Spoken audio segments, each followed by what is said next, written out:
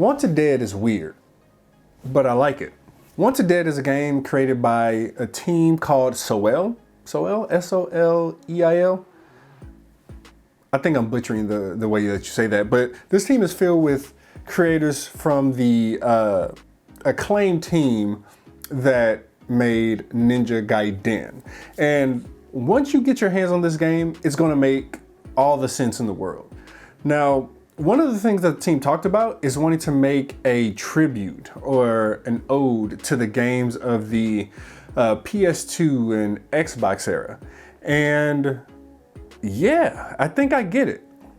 Now, when you first take a look at the game, you may think, I'm not sure what I'm seeing here. I'm not sure if this is the most beautiful game ever or if there's a lot of jank that I'm seeing. I think it all goes into what makes this game special. The game transitions seamlessly between 3D animated graphics, anime style, live action. It's just a lot going on. When you think back to those games that you're playing on your PS2, you're probably thinking to yourself, this game fits in perfectly. As I stated before, this team does have people from with the pedigree of Ninja Gaiden, and I have to say this game is not easy. But there's times where you can just hack and slash through tons of enemies and almost forget how easy it is for you to die. There are times where you have you and your other team of 3 kind of helping you along, and it doesn't really make it any easier, but there's kind of a beauty in the chaos. You have to utilize your skills perfectly if you want to make it to the end of this game, which is not short either.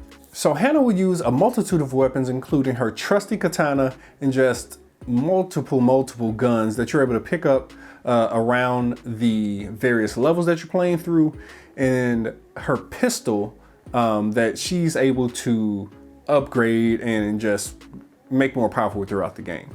Now, you don't want to focus on using your guns too much. While they are very powerful, ammo will be limited. So you will have to get out there and hack and slash your way through tons of different enemies. And speaking of enemies, there's various types of drones and robots and people with special skills.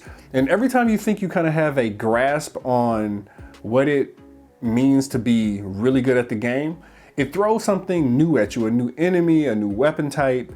But that's kind of what keeps you on your toes. Now, for some, the voice acting may be a little weird.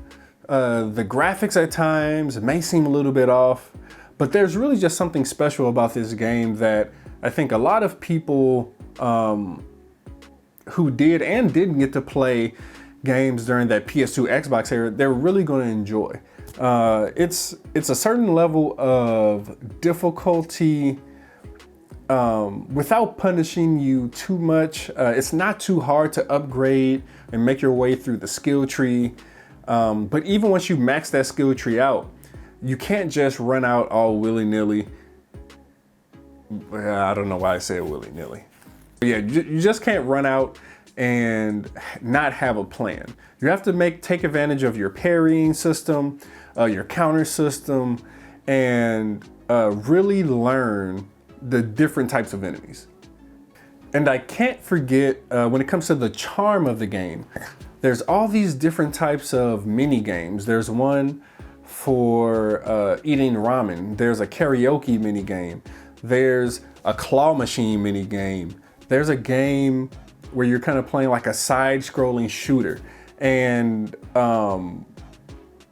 some of those are very difficult. Some of those are more difficult than the main games themselves, but it is a ton of fun. I mean, if you were a high-level Guitar Hero player, you might do okay. I sucked. I just wanted to get past those. But the claw machine is cool. You kind of get these collectibles. The side-scrolling shooter is cool. It just feels like a game within a game. Now, I'm not going to go too deep into the story or spoil too much about the game. I definitely think this is something that a lot of people are going to like and that a lot of people should check out. I want to thank the studio for sending the game over for me to take a look at. And yeah, I'm going to be spending a ton more hours with this game.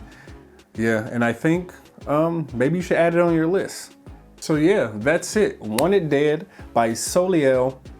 I'm not going to say that anymore.